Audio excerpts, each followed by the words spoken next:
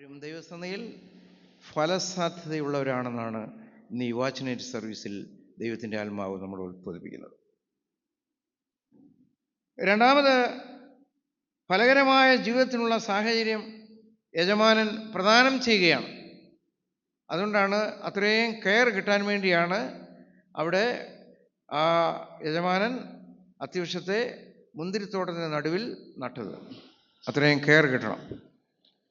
വേദപുസ്തകം നമ്മൾ പഠിക്കുമ്പോൾ മനുഷ്യനെ യഹോവയായ ദൈവം ഏദൻ തോട്ടത്തിൽ സൃഷ്ടിച്ചാക്കി. എത്രാം ദിവസമാണ് സൃഷ്ടിച്ചത്? 6-ാം ദിവസമാണ് സൃഷ്ടിച്ചത്. അതിനു മുമ്പ് മനുഷ്യന് വേണ്ടതെല്ലാം ദൈവം സൃഷ്ടിച്ചു എന്ന് നമുക്ക് കാണുവാൻ കഴിയും. വെളിച്ചം സൃഷ്ടിച്ചു, മനുഷ്യൻ അനുഭവിക്കാനായിട്ടുള്ള എല്ലാ ഫലവൃക്ഷങ്ങളെയും സൃഷ്ടിച്ചു, കാട്ടുമൃഗങ്ങളെയും ഇഴജാതികളെയും ഉണ്ടാക്കി, സകലതും ഉണ്ടാക്കി. ഏറ്റവും അവസാനമാണ് മനുഷ്യനെ സൃഷ്ടിച്ചത്. കെയറിങ് ഗോഡ്, കരുതുന്നതായിട്ടുള്ള ഒരു ദൈവം. അപ്പോൾ സാധാരണ വഴിയരികിൽ വളരുന്ന വൃക്ഷം ഫലം കായ്ക്കാനായിട്ടുള്ള കരുതലുകൾ ഇവിടെ നൽകപ്പെടുകയാണ്. ഉൽപ്പത്തി പുസ്തകം 1-2 അധ്യായങ്ങളിൽ യഹോവയായ ദൈവം മനുഷ്യനെ സൃഷ്ടിച്ചതായിട്ടുള്ള സൃഷ്ടിചരിത്രം 2 ഭാഗങ്ങൾ കാണുന്നുണ്ട്. 1-ാം അധ്യായത്തിലും 2-ാം അധ്യായത്തിലും. മനുഷ്യനെ സൃഷ്ടിച്ച ചരിത്രം കൂടുതൽ രേഖപ്പെടുത്തുന്നത് 2-ാം അധ്യായത്തിലാണ്. To keep and till the land, തോട്ടം സൂക്ഷിപ്പാനും തോട്ടത്തിൽ കൃഷി ചെയ്യുവാനുമുള്ള അവകാശം ദൈവം മനുഷ്യന് നൽകുകയാണ്. ഫലകരമായ ജീവിതത്തിനുള്ള സാഹചര്യം യജമാനൻ നമുക്ക് പ്രദാനം ചെയ്യുകയാണ്. പ്രിയമുള്ളവരെ, 2025 ചില നിമിഷം കഴിയുമ്പോൾ നമ്മുടെ വിട്ട് പോവുകയാണ്. എന്നാൽ 2026 നമ്മൾ പ്രവേശിക്കുമ്പോൾ, ഞാൻ കഴിഞ്ഞ ആഴ്ചയിലൊക്കെ ഓർപ്പിച്ചതുപോലെ, നമ്മൾ എത്ര പേര് അടുത്ത വർഷം ഉണ്ടായിരിക്കുമെന്ന് നമുക്ക് പറയാൻ സാധ്യമല്ല. എത്ര പേര് ആരോഗ്യത്തോടെ ജീവിക്കുമെന്ന് പറയുവാൻ നമുക്ക് സാധ്യമല്ല. അപ്രതീക്ഷിതമായ ധാരാളം ആളുകൾ നമ്മുടെ ഇടയിൽ നിന്ന് മാറ്റപ്പെട്ടു. ഞെട്ടിക്കുന്നതായിട്ടുള്ള അനേകം വാർത്തകൾ നമ്മുടെ ജീവിതത്തിലുണ്ടായി. ഇന്ന് നമ്മുടെ ഇന്ത്യയിൽ, കേരളത്തിൻ്റെ വെളിയിലുള്ള സ്ഥലങ്ങളിലൊക്കെ ഇന്ന് വൈകിട്ട് ഇതുപോലെ ഒരു മീറ്റിംഗ് നടത്തുവാൻ, അല്ലെങ്കിൽ ഒരു കൂട്ടായ്മ യോഗം നടത്തുവാൻ, വിശുദ്ധ കുർബാന നടത്തുവാൻ പലയിടത്തും സ്വാതന്ത്ര്യമില്ല. ആളുകൾ, വിശ്വാസികൾ ഭീഷണിയുടെ സന്ധിയിലാണ് കഴിയുന്നത്, ഭീഷണിയുടെ നടുവിലാണ് കഴിയുന്നത്. ആരാധനാ സ്വാതന്ത്ര്യം നഷ്ടപ്പെട്ടു പോകാൻ പോവുകയാണ്. എന്നാൽ നമുക്ക് വലിയ കുഴപ്പമൊന്നും ഇല്ലാതിരിക്കുന്നത്, പ്രാർത്ഥിക്കുന്ന കുറച്ച് പേര് ഇവിടെ ഉണ്ട്. ഇവിടെ വലിയ കുഴപ്പമൊന്നും ഉടനെ ഉണ്ടാവുകയില്ല. എന്നാൽ നമ്മുടെ പ്രിയപ്പെട്ടവർ, സമശിഷ്ടങ്ങൾ അനേകർ ഒരു ധൂപക്കുറ്റിയുടെ ആ പുക കാണുവാൻ നിവൃത്തിയില്ലാതെ ഇന്ന് കഴിയുന്ന ആളുകൾ ലോകത്തിൻ്റെ വിവിധ ഭാഗങ്ങളിലുണ്ട്. ഇന്ത്യയിൽ പോലും പലവിധമായ ഭീഷണികൾ ക്രിസ്ത്യാനികൾ നേരിടുകയാണ്. അതുകൊണ്ടാണ് ഞാൻ ചിലപ്പോൾ പറയുന്നത്, അടുത്ത വർഷം നമുക്ക് ഇതുപോലൊരു സ്വാതന്ത്ര്യം ലഭിക്കുമെന്ന് പറയാൻ നമുക്ക് സാധ്യമല്ല എന്ന് പറഞ്ഞു. അതുകൊണ്ട് ഫലകരമായ ജീവിതത്തിനുള്ള സാഹചര്യം യജമാനൻ പ്രദാനം ചെയ്യുമ്പോൾ ആ ജീവിതത്തിൽ ഊന്നി ജീവിപ്പാനായിട്ട് നമുക്ക് എല്ലാം ഇപ്പോഴും ഇടവരേണ്ടത് ഏറ്റവും ആവശ്യമാണ്. ഒന്നാമത് ഞാൻ പറഞ്ഞത് ഫലസാധ്യതയുള്ള ഒരു അത്തിവൃക്ഷം. ഞാനും നിങ്ങളും ഫലസാധ്യതയുള്ള അത്തിവൃക്ഷങ്ങളാണ്. വിവിധങ്ങളായ ആകാര ഭംഗികളും വിവിധങ്ങളായ സാദൃശ്യത്തിലും സൃഷ്ടിക്കപ്പെട്ടതായിട്ടുള്ള ദൈവത്തിൻ്റെ സന്നിധിയിൽ നമ്മൾ ഓരോരുത്തരും ഫലസാധ്യതയുള്ള അത്തിവൃക്ഷങ്ങളാണ് എന്നുള്ളത് ഓർപ്പിക്കുന്നു. രണ്ടാമത് പറഞ്ഞത്, ഫലകരമായ ജീവിതത്തിനുള്ള സാഹചര്യം യജമാനൻ നമുക്ക് പ്രദാനം ചെയ്തിട്ടുണ്ട്. ആ സാഹചര്യങ്ങൾ വളരുവാൻ നമുക്ക് ഓരോരുത്തർക്കും ഇടവരണം. ഫലശൂന്യമായതിന് ഫലശൂന്യമായ അത്തി. അതുകൊണ്ടാണ് 7-ാം വാക്യത്തിൽ വായിക്കുന്നുണ്ട്, എത്ര സംവത്സരം ഫലം തരഞ്ഞു? 3 സംവത്സരം ഫലം തരഞ്ഞു. അപ്പം 3 വർഷം ഫലം തേടി കാത്തിരുന്നു. ജീവിതത്തിൻ്റെ സാധ്യതകൾ ധാരാളം നമുക്ക് ലഭിച്ചിട്ടും, ഏറെ അനുകൂല സാഹചര്യങ്ങൾ നമുക്ക് ലഭിച്ചിട്ടും, ഫലമില്ലാത്തതായിട്ടുള്ള ജീവിതത്തിന് ഉടമകളായി മനുഷ്യൻ മാറിയിരിക്കുകയാണ്. മർക്കോസ് സുവിശേഷം 11-ാം അധ്യായം നമ്മൾ കർശാനുഭാഴ്ചയോടനുബന്ധിച്ചുള്ള സമയങ്ങളിലൊക്കെ നമ്മൾ വായിക്കാറുണ്ട്. തളിർത്ത് നിൽക്കുന്ന ഒരു അത്തിയിൽ കർത്താവ് ഫലം തിരയുന്നു. ഇലയല്ലാതെ ഒന്നും കണ്ടില്ല.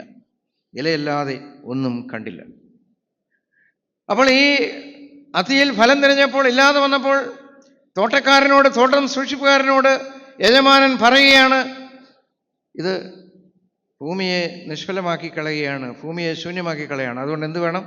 വെട്ടിക്കളയാമെന്ന് പറഞ്ഞു. അപ്പോൾ ആ തോട്ടക്കാരൻ യജമാനോട് പറഞ്ഞു, യജമാനെ, 1 വർഷം കൂടെ നിൽക്കട്ടെ, എന്നെ നിങ്ങളെയും വെട്ടിക്കളയേണ്ട സമയങ്ങൾ ഒരുപാട് കഴിഞ്ഞു. ആമീൻ.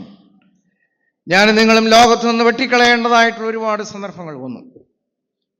ഇവിടെ പ്രാർത്ഥിച്ചപ്പോൾ പലർക്ക് പ്രാർത്ഥിക്കാനുള്ള അവസരം ലഭിച്ചു. എന്നാൽ പ്രാർത്ഥിക്കാൻ അവസരം ലഭിക്കാത്തവരുണ്ട്. പിന്നെ വീട്ടിൽ പോയി അയ്യോ എനിക്ക് കിട്ടിയില്ലല്ലോ എന്ന് വിചാരിച്ച് അടുത്ത വർഷം വരെ വിഷമിച്ചിരിക്കും. എന്നാൽ അവസരങ്ങളെ തക്കത്തിൽ ഉപയോഗിക്കുവാനായിട്ട് നമുക്ക് സാധിക്കണം. ദൈവം അവസരങ്ങളുടെ ദൈവമാണ്. അവസരങ്ങളെ തക്കത്തിൽ ഉപയോഗിക്കാൻ നമുക്കെല്ലാവർക്കും സാധിക്കണം. പ്രാർത്ഥിച്ചപ്പോൾ ഓർപ്പിച്ചല്ലോ, വാഹനയാത്രയിൽ, വഴിയാത്രയിൽ, കാൽനട യാത്രയിൽ വളരെ അപകടങ്ങൾ ജീവിതത്തിൽ വരാമായിരുന്നു. എന്നാൽ എന്നെ നിങ്ങളെയും വെട്ടിക്കളയാതെ നിലനിൽക്കുവാൻ ദൈവം ഒരു വർഷം കൂടെ അവസരം തന്നിരിക്കുക. നമ്മൾ മത്തായി സുവിശേഷത്തിൽ നമ്മൾ വായിക്കുന്നുണ്ട്, ഒരു യജമാനൻ ദാസന്മാരെ വിളിച്ചിട്ട് അവർക്ക് താലന്ത് കൊടുക്കുകയാണ്. എത്ര താലന്ത്? 5 താലന്ത്, 2 താലന്ത്, 1 താലന്ത്. അത് കഴിഞ്ഞിട്ട് കുറച്ച് നാളുകൾക്ക് ശേഷം യജമാനൻ വന്നു. എൻ്റെ താലന്ത് എങ്ങനെ ഇരിക്കുന്നു എന്ന് അറിയാൻ വേണ്ടി ഈ ഭൃത്യന്മാരെ എല്ലാം വിളിച്ച് ചോദിച്ചു. അപ്പോൾ 5 താലന്തുകാരൻ എത്രയും കൂടെ ഉണ്ടാക്കി? 5 കൂടെ ഉണ്ടാക്കി. അവനോട് പറയുകയാണ്, നല്ലവനും വിശ്വസ്തനുമായ ദാസനെ. 2 താലന്തുകാരൻ 2 കൂടെ ഉണ്ടാക്കി. അവനോടും പറയുകയാണ്, നല്ലവനും വിശ്വസ്തനുമായ ദാസനെ. 1കാരൻ എന്താ പറഞ്ഞു? അയ്യോ ഇത് നഷ്ടപ്പെട്ടു പോകുമെന്ന് വിചാരിച്ച് ഞാൻ കുഴി കുഴിച്ച് ദ്രവ്യം അവിടെ കൊടുത്തെന്ന് പറഞ്ഞു. അപ്പോൾ ഈ യജമാനൻ പറഞ്ഞു, ഈ പണം നീ പലിശയ്ക്ക് കൊടുത്തിരുന്നെങ്കിൽ, ആ പണക്കാരനെ ആ പലിശയ്ക്ക് കൊടുത്തിരുന്നെങ്കിൽ അതിന് ഇൻട്രസ്റ്റ് ലഭിക്കും. എന്നാൽ നീ കഠിനഹൃദയനാണ്, നീ കഠിനമായ ഹൃദയമുള്ള മനുഷ്യനാണ്, കഠിനഹൃദയനാണ്. ഇന്ന് രാത്രി സമയം ഞാൻ ഓർപ്പിക്കട്ടെ, ഒരു നല്ല സർട്ടിഫിക്കറ്റിന് നമ്മൾ ഉടമസ്ഥനാണോ? നല്ലവനും വിശ്വസനമായ ദാസിയെ, നല്ലവനും വിശ്വസനമായ ദാസനെ എന്നുള്ള ഒരു നല്ല സർട്ടിഫിക്കറ്റ് 2025 നമുക്ക് പ്രാപിപ്പാൻ സാധിച്ചിട്ടുണ്ടോ? ആ തോട്ടക്കാരൻ യജമാനോട് പറയുകയാണ്, 1 വർഷം കൂടെ നിൽക്കട്ടെ, മേലാൽ കായ്ച്ചെങ്കിലോ ഇല്ലെങ്കിൽ വെട്ടിക്കളയാം എന്നുത്തരം പറഞ്ഞു. അതുകൊണ്ട് ഞാനും നിങ്ങളും ലോകത്തുനിന്ന് ഉന്മൂലനാശം ചെയ്യപ്പെടേണ്ട സാഹചര്യങ്ങൾ വന്നപ്പോൾ, വെട്ടിക്കളയപ്പെടാൻ ഉതകുന്നതായിട്ടുള്ള സാഹചര്യം വന്നപ്പോൾ, നമുക്ക് വേണ്ടി മധ്യസ്ഥയുള്ള ഒരു യജമാനനുണ്ട് എന്നുള്ള കാര്യം നമ്മൾ ഒരിക്കലും മറന്നു പോകരുത്. മറ്റൊരു കാര്യം ഓർപ്പിക്കുന്നത്, യജമാനൻ്റെ ദീർഘക്ഷമയ്ക്ക് പരിധിയുണ്ട്. യജമാനൻ്റെ ദീർഘക്ഷമയ്ക്ക് പരിധിയുണ്ട്. തോട്ടക്കാരനോട് വെട്ടിക്കളക, യജമാനൻ്റെ മുന്തിരിത്തോട്ടത്തിൽ നിന്ന് നീക്കിക്കളക എന്ന് പറഞ്ഞപ്പോൾ നമുക്ക് വേണ്ടി വാദിക്കുന്നതായിട്ടുള്ള ഒരു ദൈവമുണ്ട് എന്നുള്ള കാര്യം നമ്മൾ ഒരിക്കലും മറന്നു പോകരുത്. ഇവിടെ ഈ ദിവസങ്ങളിലൊക്കെ, ഞായറാഴ്ചയും എല്ലാ ദിവസങ്ങളിലുമൊക്കെ നമുക്ക് ധാരാളം അവസരങ്ങൾ ലഭിച്ചിട്ടുണ്ട്. ചിലർക്ക് പാഠം വായിക്കുവാൻ, നിങ്ങൾ തിരിഞ്ഞു നോക്കണം, നിങ്ങൾക്ക് എന്തൊക്കെ അവസരങ്ങൾ ലഭിച്ചു. ചിലർക്കൊരു പാഠം വായിക്കുവാൻ, ചിലർക്കൊരു സ്വത്രാഴ്ച എടുക്കുവാൻ, ചിലർക്ക് പള്ളി തൂക്കാനായിരിക്കും അവസരം ലഭിക്കുന്നത്. ചിലർക്ക് പള്ളിയിൽ വന്ന് ഇരിക്കാൻ തുടങ്ങുമ്പോൾ എന്തെങ്കിലും ഒരു പൊടി കണ്ണു അതൊന്ന് തൂത്ത് കളയണം. അതൊരു ദൈവ ശുശ്രൂഷയാണ്. പാഠം വായിക്കാൻ അവസരം ലഭിക്കും, പ്രാർത്ഥിക്കാൻ അവസരം ലഭിച്ചു, സാക്ഷ്യം പറയാൻ ഇനി അവസരം ലഭിക്കുന്നു, അതുപോലെ തന്നെ സ്വത്രാഴ്ച എടുക്കാൻ, കൈസൂരി എടുക്കാൻ അവസരം ലഭിക്കുന്നു. എന്നാൽ ഒരു രീതിയിലും ഉപയോഗിക്കപ്പെടാത്ത ധാരാളം ആളുകളുണ്ട്. നമുക്ക് സമയം തന്നു, ഫലം കായ്ക്കാൻ സമയം തന്നു, ഫലകരമായിട്ടുള്ള ജീവിതത്തിലുള്ള സാഹചര്യങ്ങൾ തന്നു. എന്നാൽ നമ്മൾ എന്ത് ചെയ്തു? ഒരിക്കലും അത് ഉപയോഗിച്ചില്ല. അടുത്ത ആഴ്ച ആട്ടെ, പിന്നാട്ടെ, ജീവപര്യന്തം. ഞാൻ ഇടയ്ക്ക് 2-3 ആഴ്ച മുമ്പ് ഇത് വാക്കന്നെ ഉപയോഗിച്ചു. ജീവപര്യന്തം നമ്മൾ ഉപയോഗിക്കപ്പെടുകയില്ല. നമുക്ക് ദൈവ ശുശ്രൂഷയിൽ ഫലം കായ്ക്കുവാൻ നമ്മൾ ഒരുങ്ങുമ്പോൾ നമ്മളെ പിടിച്ചു കെട്ടുന്ന ചില സാധാരണ ശക്തികളുണ്ട്, ചില സാധാരണ പോരാട്ടങ്ങളുണ്ട്. അതിനെ ഓവർകം ചെയ്യാനായിട്ട് എനിക്കും നിങ്ങൾക്കും സാധിക്കണം. ഒരു തടസ്സം, ഒരു തടസ്സം, ശബ്ദം ഇങ്ങോട്ട് വരുന്നില്ല, അല്ലെങ്കിൽ ഞാൻ പ്രാർത്ഥിക്കാനായിട്ട് അല്ലെങ്കിൽ സാക്ഷ്യം പറയാനായിട്ട് ഒരുങ്ങുമ്പോൾ ശബ്ദം ഇങ്ങോട്ട് വരുന്നില്ല.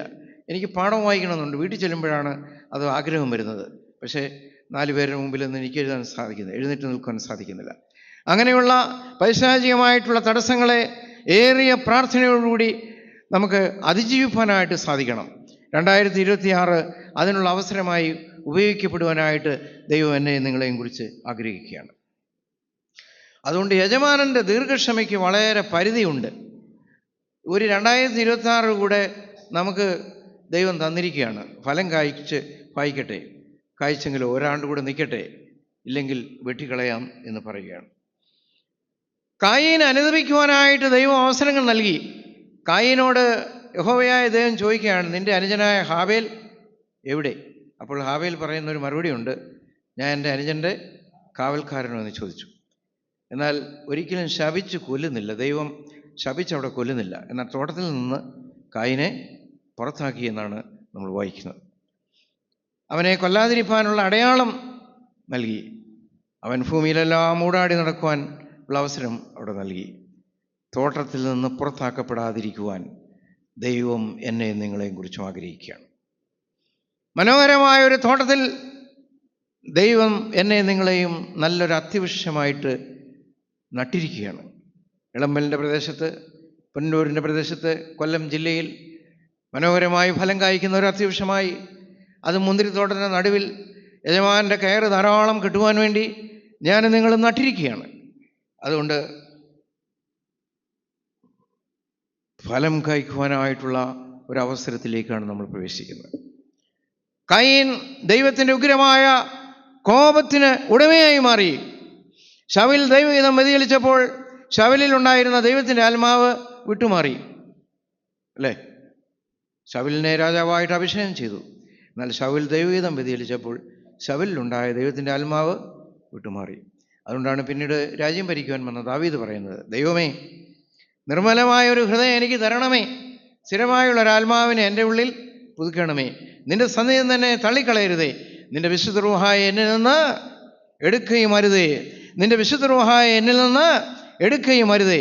ഈ 2026 കർത്താവേ, നീ എനിക്ക് തന്ന വിശുദ്ധ റൂഹായെ എന്നിൽ നിന്ന് എടുക്കരുത് എന്ന് പ്രാർത്ഥിക്കുന്ന ആ പ്രാർത്ഥനയുടെ ദിവസമായി ഈ ദിവസം മാറുവാൻ ഇടവരേണ്ടത് ഏറ്റവും ആവശ്യമത്രേ. ശബലിൽ ദൈവത്തിൻ്റെ ആത്മാവ് വന്നു, അവൻ ശപിക്കപ്പെട്ടവനായി മാറി. കർത്താവേ, എൻ്റെ നാവും എൻ്റെ ചിന്തയും എൻ്റെ വിചാരവും എൻ്റെ ബുദ്ധിയുമെല്ലാം ദൈവത്തിൻ്റെ ദാനമാണ്. അത് ദൈവസന്നിധിയിൽ ഫലകരമായിട്ടുള്ള ശുശ്രൂഷ നിർവഹിപ്പാൻ ഇടവരണമേ എന്ന് നമുക്ക് പ്രാർത്ഥിച്ച് 2020 പ്രവേശിപ്പാനായിട്ട് നമുക്ക് ഇടവരണം. സങ്കീർത്തനം നമുക്കെല്ലാവർക്കും അറിയാമല്ലോ, കാണാതെ പഠിക്കുന്ന ഒരു സങ്കീർത്തനമാണല്ലോ നമ്മൾ 1-ാം സങ്കീർത്തനം, അല്ലേ? അത് തുടങ്ങുന്നത് എങ്ങനെയാണ്? ദുഷ്ടന്മാരുടെ ആലോചന പ്രകാരം നടക്കാതെയും പാപിയുടെ വഴിയിൽ നിൽക്കാതെയും പരിഹാസിയുടെ ഇരിപ്പിടത്ത് ഇരിക്കാതെയും യഹോവയുടെ ന്യായപ്രമാണത്തിൽ രാപ്പകൽ സന്തോഷിച്ച് അവൻ്റെ ന്യായപ്രമാണത്തെ പ്രമാണിക്കുന്നവൻ ഭാഗ്യവാൻ. അവൻ ആറ്റരികത്ത് നട്ടിരിക്കുന്നതും തക്ക കാലത്ത് ഫലം കായ്ക്കുന്നതും ഇല വാടാത്തമായ വൃക്ഷം പോലെ ഇരിക്കും. ഒരുപാട് മോഹങ്ങളും ടെംപ്റ്റേഷൻസും പരീക്ഷണങ്ങളും ഒക്കെ നമ്മുടെ ജീവിതത്തിലുണ്ടായി, അല്ലേ? നല്ല വീട്, ജോലി, സാഹചര്യങ്ങളെല്ലാം നമ്മൾ പറഞ്ഞു, ഉള്ളിൻ്റെ ഉള്ളിൽ പറഞ്ഞു, അവൻ എത്ര ഭാഗ്യവാനാണ്. എന്നാൽ അതൊന്നും ഭാഗ്യമല്ല. ന്യായപ്രമാണത്തെ രാപ്പകൽ ധ്യാനിക്കുന്നവനാണ് ഭാഗ്യവാൻ. വേദപുസ്തകവുമായിട്ടുള്ള ആ ഒരു ബന്ധത്തിലാണ് ഭാഗ്യം നമുക്ക് ലഭിക്കുന്നത്. നാം എന്തെല്ലാം നേടിയാലും, എത്ര ഭൗതികമായിട്ടുള്ള നേട്ടങ്ങൾ നേടിയാലും അതൊന്നും ഭാഗ്യമല്ല. നീ സർവ്വലോകവും നേടിയാലും നിന്റെ ആത്മാവിനെ നഷ്ടമാക്കിയാൽ എന്ത് പ്രയോജനം? For what shall it profit a man if he shall gain the whole world and lose his own soul? ഒരു മനുഷ്യന് സർവ്വലോകവും നേടിയാലും അവൻ്റെ ആത്മാവിനെ നഷ്ടമാക്കിയാൽ അവൻ എന്ത് പ്രയോജനം? അതുകൊണ്ട് നഷ്ടപ്പെടുത്തുന്നവരായിട്ടുള്ള, പിന്നെയോ പരിപാലിക്കുന്നവരായിട്ട് തീരുവാൻ നമുക്ക് സാധിക്കണം. അതുകൊണ്ടാണ് സങ്കീർത്തനകാരൻ പറയുന്നത്, അവൻ ആറ്റരികത്ത് നട്ടിരിക്കുന്ന വൃക്ഷമാണ്. ഈ എളമ്പലിൻ്റെ പ്രദേശത്ത്, ഈ നമ്മുടെ പള്ളിയിൽ ദൈവം പല വീടുകളിൽ എന്നെ നിങ്ങളെ നട്ടിരിക്കുകയാണ്. കാരണം നട്ട വൃക്ഷത്തിന് ഒരു ഉടമസ്ഥനുണ്ട്, അല്ലേ? തോടെ ഒഴിവ് വരുന്ന വൃക്ഷത്തിന് ഉടമസ്ഥനില്ല. അത് ആർക്ക് വേണമെങ്കിലും കുളിക്കാൻ ചെല്ലുമ്പോൾ, കഴുകാൻ ചെല്ലുമ്പോൾ, കുളിക്കാൻ ചെല്ലുമ്പോൾ, തുണി കഴുകാൻ ചെല്ലുമ്പോൾ തോട്ടിൽ നിന്ന് പറിച്ചു കളയാം. എന്നാൽ നട്ടിരിക്കുന്ന വൃക്ഷത്തിനോ അതിന് ഒരു ഉടമസ്ഥനുണ്ട്. എവിടാ നട്ടിരിക്കുന്നത്? ആറിൻ്റെ തീരത്ത്, ആറ്റരികത്ത് നട്ടിരിക്കുകയാണ്. തോടെ ഒഴിവ് വരുന്നല്ല, പിന്നെയോ ആറ്റരികത്ത് തന്നെ നിങ്ങളെ നട്ടിരിക്കുകയാണ്. ആ സങ്കീർത്തനകാരൻ പറയുകയാണ്, ആറ്റരികത്ത് നട്ടിരിക്കുന്ന വൃക്ഷം. ആ ആറ്റരികത്ത് നട്ടിരിക്കുന്ന വൃക്ഷത്തിന് ഒരു ഉടമസ്ഥനുണ്ട്, ഒരു പരിപാലകനുണ്ട്, ഒരു സംരക്ഷകനുണ്ട്, ഒരു ഉടമസ്ഥനുണ്ട്, ഒരു ഉടമസ്ഥാവകാശമുണ്ട്. അതുകൊണ്ട് എന്ത് വേണം? തക്ക കാലത്ത് ഫലം കായ്ക്കണം. തക്ക കാലത്ത് ഫലം കായ്ക്കണം. നമ്മൾ സ്കൂളിലൊക്കെ പഠിക്കുന്ന സമയത്ത് ഈ ഫെബ്രുവരി, മാർച്ച്, ഏപ്രിൽ മാസത്തിലൊക്കെയാണ് മാങ്ങയൊക്കെ പിടിക്കുന്നത് അല്ലേ? ഇപ്പോൾ ഏത് സമയത്ത് നോക്കിയാലും മാങ്ങ കടയിൽ ചെന്നാൽ വിൽപ്പനയ്ക്കുള്ള സമയമാണ്. സീസണെല്ലാം മാറി. മഴ, വെള്ളപ്പൊക്കം, അത് സാധാരണ നമ്മൾ പറയുന്ന സമയം നവംബർ, ഒക്ടോബറൊക്കെ ആകുമ്പോഴത്തേക്ക് പോകും. എന്നാൽ ഇപ്പോൾ ഏത് സമയത്തും മഴ പെയ്യാവുന്ന അന്തരീക്ഷമാണ്. കാലാവസ്ഥയുടെ എല്ലാം മാറിക്കഴിഞ്ഞു. എന്നാൽ ഒരു കാര്യം നമ്മളെപ്പോഴും ഓർക്കണം, തക്ക കാലത്ത് ഫലം കായ്ക്കുന്നവരായിട്ട് മാറണം. പിന്നെ പറയുന്നത് എന്താണ്? ഇല വാടാത്തതായിട്ടിരിക്കണം. ഒരുപാട് പേര് ജീവിതത്തിൽ വാടിപ്പോയി. ഒരുപാട് പേര് ജീവിതത്തിൽ വാടിപ്പോയി. ഒരു കാലത്ത് പ്രാർത്ഥനയുടെയും ആരാധനയുടെയും കുടുംബത്തിൽ നിന്ന് വിവാഹ ജീവിതത്തിലേക്ക് പ്രവേശിച്ച് കുടുംബജീവിതത്തിലേക്ക് പ്രവേശിച്ച സഹോദരിമാരിൽ പലരും വാടിപ്പോയി അല്ലേ? ഒരു കാലത്ത് സൺഡേ സ്കൂളിൽ പഠിച്ച് അൽമായ ശുശ്രൂഷ സ്ഥാനത്ത് പ്രവർത്തിച്ച് ആരാധന ജീവിതത്തിൽ ഭംഗിയായി മുന്നേറിയ അനേക ചെറുപ്പക്കാർ, അനേക യുവജനങ്ങൾ ഇന്ന് പ്രായമായി വാടിപ്പോയി. ഇല വാടിപ്പോയി. തക്ക കാലത്ത് ഫലം കായ്ക്കുന്നില്ല, ഇല വാടിപ്പോയി. തക്ക കാലത്ത് ഫലം കായ്ക്കുന്നതും ഇല വാടാത്തതുമായ വിഷം പോലെ ഇരിക്കും എന്നാണ് നമ്മൾ വായിക്കുന്നത്. നമ്മൾ പുനലൂർ പോകുന്ന സമയത്ത് രാവിലെ എഴുന്നേറ്റ് നമ്മുടെ ചെടിയൊക്കെ ഒന്ന് നോക്കി, ഞാൻ എവിടെ പോയാലും ചെടിയൊക്കെ ഒന്ന് നോക്കിയിട്ട് പോകും. അപ്പോൾ അതൊരു പോസിറ്റീവ് എനർജിയാണ്. ഈ ചെടിയൊക്കെ ഒന്ന് നോക്കുന്നത് ഒരു പോസിറ്റീവ് എനർജിയാണ്. അപ്പോൾ ഒരെണ്ണം ഉണങ്ങി നിന്നു, പോയിട്ട് വരുമ്പോഴത്തേക്ക് അത് നല്ല ഉണക്കായി. പോയപ്പോൾ വാടിയതാണ്, നല്ല വൈകിട്ട് വന്നപ്പോൾ അത് ഉണങ്ങിപ്പോയി. ഇന്ന് മനുഷ്യ ജീവിതവും ഇതുപോലെയാണ്. ചെറിയ വാട്ടം ജീവിതത്തിലുണ്ടായി, ചെറിയ പിന്മാറ്റത്തിൻ്റെ അവസ്ഥ ജീവിതത്തിലുണ്ടായി. ഒരു കാലത്ത് ആരാധനയുടെ ജീവിതമായിരുന്നു, ചെറിയ പിന്മാറ്റങ്ങൾ ജീവിതത്തിലുണ്ടായി. ഇന്ന് പക്ഷെ എന്താണ്? വാട്ടമല്ല, ഉണങ്ങിപ്പോകുന്ന അവസ്ഥയിലേക്ക് മനുഷ്യൻ പ്രവേശിച്ചു. അതുകൊണ്ട് ഞാൻ പറയാൻ ശ്രമിച്ചതായിട്ടുള്ള കാര്യം, ഒന്ന്, ഫലസാധ്യതയുള്ള ഒരു അത്തിവൃക്ഷമാണ് മുന്തിരിത്തോട്ടത്തിൻ്റെ നടുവിൽ നട്ടത്. രണ്ട്, ഫലകരമായിട്ടുള്ള ജീവിതത്തിലുള്ള സാഹചര്യം യജമാനൻ പ്രദാനം ചെയ്യുകയാണ്. മൂന്ന്, ഫലശൂന്യമായ അത്തി 3 വർഷം ഫലം തരഞ്ഞു. എന്നാൽ ആ 1 വർഷം കൂടെ നിൽക്കട്ടെ എന്ന് പറഞ്ഞ് അതിനെ നിർത്തിയിരിക്കുകയാണ്. യജമാനൻ്റെ ദീർഘക്ഷമയ്ക്ക് ഒരു പരിധിയുണ്ട്. എന്നെ നിങ്ങളെയും ദൈവം ദീർഘക്ഷമയോടുകൂടെ പരിപാലിച്ചിരിക്കുകയാണ്. അവൻ 1 വർഷം കൂടെ നിൽക്കട്ടെ, അല്ലെങ്കിൽ അവൾ 1 വർഷം കൂടെ നിൽക്കട്ടെ. അതുകൊണ്ട് നമ്മൾ ഓരോരുത്തരും പുതുവർഷം പ്രവേശിക്കുമ്പോൾ കർത്താവെ ഫലമുള്ളതായി തീരുവാൻ, ദൈവത്തിനു വേണ്ടി, ദേവാലയത്തിനു വേണ്ടി എന്തെങ്കിലും ഒന്ന് ചെയ്യുവാൻ, ഒരു നിമിഷം, 1 മിനിറ്റ്, അല്ലെങ്കിൽ ഒരു 10 മിനിറ്റ് ഒരു പ്രാർത്ഥനയ്ക്ക് സംബന്ധിക്കുവാൻ, ഒരു കൂട്ടായ്മയിൽ സംബന്ധിക്കുവാൻ, അല്ലെങ്കിൽ പള്ളിക്ക് വേണ്ടി ഏതെങ്കിലും രീതിയിൽ ഒന്ന് അധ്വാനിക്കുവാൻ, ദൈവമേ എനിക്ക് ഇടവരണമെന്ന് പ്രാർത്ഥിപ്പാനായിട്ട് നമുക്കിടവരണം. ഇന്ന് ഞാനൊരു മാധ്യമത്തിൽ വായിച്ചത് ഇങ്ങനെയാണ്: 5 തരം ജീവിതങ്ങൾ ജീവിതത്തിലുണ്ട്. ഒന്ന്, കപട ജീവിതം. ഉള്ളിൽ ശൂന്യതയാണ്. പുറമേ പ്രാർത്ഥനയുണ്ട്, ആരാധനയുണ്ട്, പക്ഷെ ഉള്ളിൽ എന്താണ്? ശൂന്യമായ ജീവിതമാണ്, കപട ജീവിതം. ലഭിച്ച സാധ്യതകളെ സ്വന്തം കാര്യത്തിന് വേണ്ടി ഉപയോഗിക്കുകയാണ്. സ്വന്തം കാര്യങ്ങൾക്ക് വേണ്ടി ലഭിച്ച സാധ്യതകൾ ഉപയോഗിക്കുകയാണ്. പിന്നെ പറഞ്ഞേക്കാണ് വളർച്ചയില്ലാത്ത ഉണങ്ങിക്കൊണ്ടിരിക്കുന്ന ആത്മീയ ജീവിതം. വളർച്ചയില്ലാത്ത ഉണങ്ങിക്കൊണ്ടിരിക്കുന്ന ആത്മീയ ജീവിതം. ഇന്നൊരുപാട് പേര് ഉണങ്ങിക്കൊണ്ടിരിക്കുന്ന ആത്മീയ ജീവിതത്തിൻ്റെ ഉടമയാണ്. അതുപോലെ തന്നെ ഇന്ന് ചെയ്യേണ്ടത് ഇന്ന് ചെയ്യാതെ നാളേക്ക് വേണ്ടി കാത്തിരിക്കുകയാണ്. Do today, not wait for tomorrow. നാളേക്ക് വേണ്ടി കാത്തിരിക്കുകയല്ല, ഇന്ന് ചെയ്യുവാനായിട്ട് നമുക്ക് സാധിക്കണം. നാളെ ആട്ടെ എന്ന് പറയുകയല്ല. ഇന്ന് ദൈവസന്നിധിയിൽ നമുക്ക് എന്ത് ചെയ്യുവാൻ സാധിക്കും എന്ന് ശാന്തമായി നമ്മൾ ചിന്തിപ്പാൻ ഇടവരണം. അതുപോലെ തന്നെ ഫലകരമായിട്ടുള്ള ജീവിതത്തിൻ്റെ ഉടമകളായിട്ട് തീരണം. ഞാനെൻ്റെ വാക്കുകൾ ഉപസംഹരിക്കുകയാണ്. എന്നെ നിങ്ങളെയും ദൈവം മുന്തിരിത്തോട്ടത്തിൻ്റെ നടുവിൽ ഒരു അത്തിവൃക്ഷം പോലെ നട്ടിരിക്കുകയാണ്. നമ്മുടെ ജീവിതത്തിൻ്റെ ഓരോ അവസ്ഥയും, നമ്മുടെ പണം, കഴിവ്, സമയം, ഇവയിൽ നിങ്ങൾ ദൈവത്തിൻ്റെ ഗൃഹവിചാരകരെന്ന് മനസ്സിലാക്കി ഫലദായകമായിട്ടുള്ള ശുശ്രൂഷ നിർവഹിപ്പാൻ നമുക്കൊരുങ്ങുകയും പ്രാർത്ഥിക്കുകയും ചെയ്യാം. ദൈവം നമ്മളെല്ലാവരെയും അനുഗ്രഹിക്കട്ടെ. ഇനിയുള്ള അല്പസമയം സാക്ഷിയോഗമാണ്.